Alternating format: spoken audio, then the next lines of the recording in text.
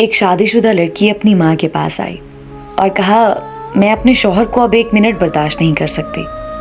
रोज़ रोज़ के झगड़ों से मैं तंग आ गई हूँ। मेरा दिल करता है उसे मार दूँ, लेकिन कानून से डर लगता है कि मेरी भी ज़िंदगी बर्बाद हो जाएगी। माँ ने कहा, ये कोई ऐसा मसला नहीं है, मैं तुम्हें एक जहर देती हूँ। ये आहिस्ता आहिस्ता काम करता है।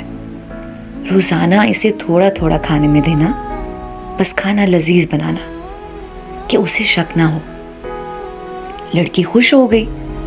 माँ ने कहा, लेकिन तुम्हारे घर रोज़ाना झगड़े होते हैं, सारा ख़ानदान जानता है तुम्हारी नहीं बनती।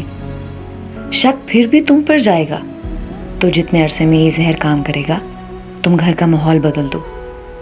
प्यार और मोहब्बत से रहो, घर में अमन और शांति बनाओ। बेचारा कुछ अरसे का मेहमान है, उस पर शक ना करो, बेजा फरमाइशें ना करो, खुद को बना संवार कर रखो, मीठी ज़ुबान इस्तेमाल करो, ताकि ना शौहर को ना उसके ख़ानदान को बाद में शक हो कि उसकी मौत की जिम्मेदार तुम हो। लड़की ने कहा, हाँ, कुछ अरसे के लिए मैं ये कर लूँगी। वो जहर की पुड़िया ले गई।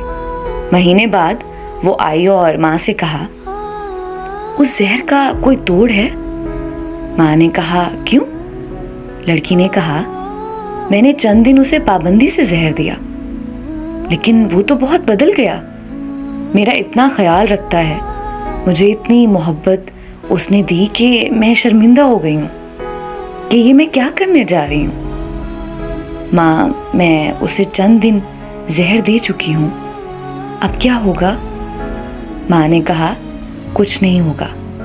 वो हाजमे का चूरन था, उसकी जिंदगी में जहर तो तुम थी। दोस्तों, किसी रिश्ते में ये जहर मियाँ हो या उसकी बीवी हो, लेकिन खानदान में बड़े बुजुर्ग बहरहाल हाजमे के वो चूरन होते हैं जो रिश्ते की इस हांडी को जायका और जीने का सलीका देते हैं।